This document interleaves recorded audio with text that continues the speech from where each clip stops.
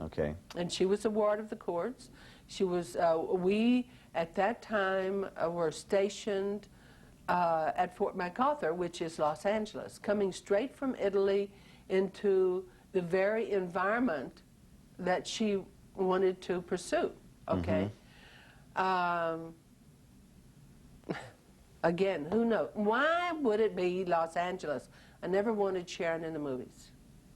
And yet everything that came to Italy picked on her. A lot of films were being made in Italy at that time, and if they needed an extra or something, they'd call the American base, which is Pasalacqua, and then Pasalacqua would get in touch with Major Tate, I think it was at that time, and or Sharon directly. Mostly Sharon directly, because Papa probably wouldn't have given her the message.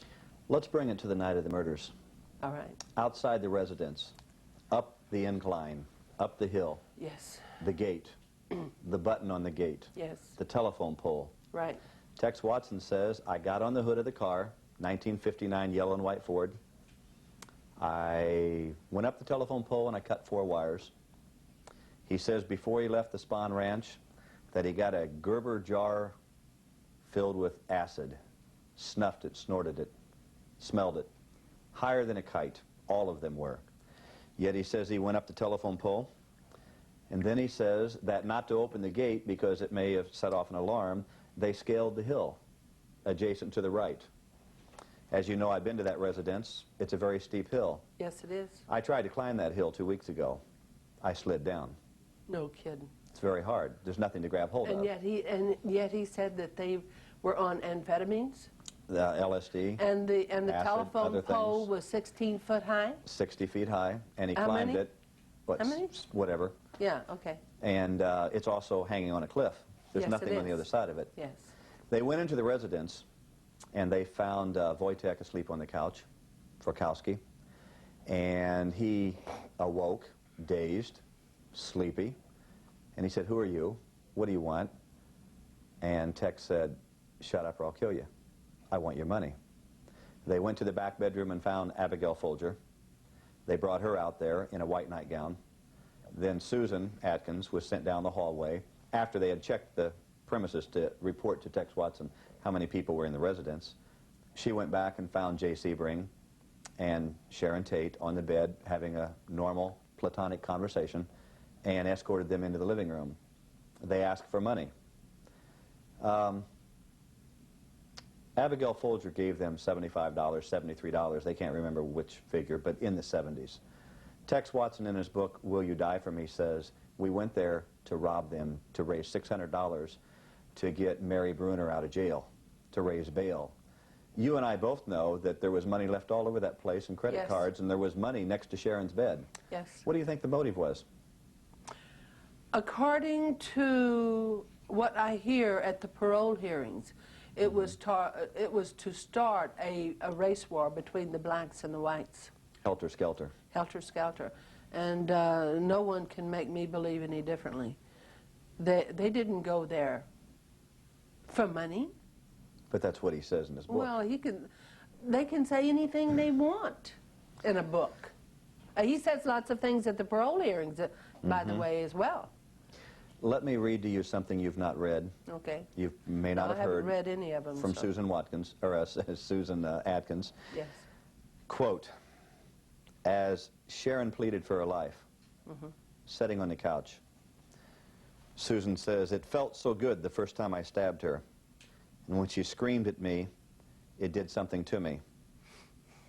Sent a rush through me. I stabbed her again. I just kept stabbing her until she stopped screaming. It was just like going into nothing when the girl in the jail who became the snitch, the informant, said, like a pillow? And she said, yes, like going into air. That person had stabbed an ex-lover, so she knew what it was to stab someone. Here's what Susan Atkins finally said to the person in jail. It's like a sexual release, especially when you see the blood spurting out. It's better than a climax. That was your daughter. That's right. Susan Atkins now says she's got a new religious experience. She also said she didn't kill him. That's she right. didn't kill Sharon.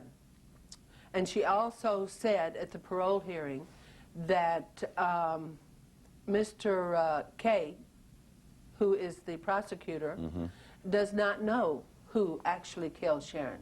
But I can tell you who killed Sharon, or who was the last person she saw, okay?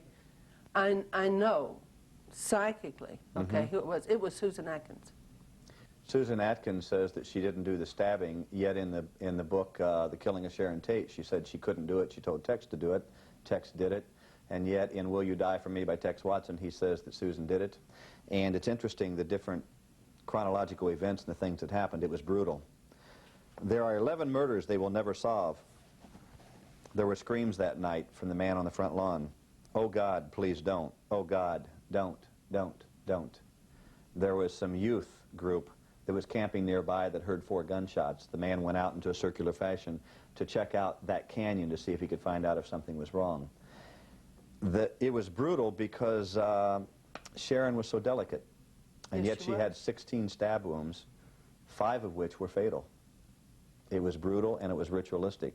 Are you aware that they said that they intended to dismember their bodies, but they didn't have time? They felt like their time was short? Did you know that? No, why did they feel their time was short? I guess because of the noise. They kept sending someone down to the bottom of the hill for Linda Kasabian to see whether or not someone had heard the ruckus and the screaming and the yelling. In Sharon's case, severe hemorrhaging. Victim was stabbed 16 times, 5 of which wounds were in and of themselves fatal. The last to die, begging for her life, 8.5 months pregnant, and she was killed. They wrote pig out of her own blood. Yes. Susan Atkins wants to be paroled. What do you think about that? What do you think about Susan Atkins? What do I think about? The parole? The possibility. The possibility of parole? Is she a changed person? It doesn't matter.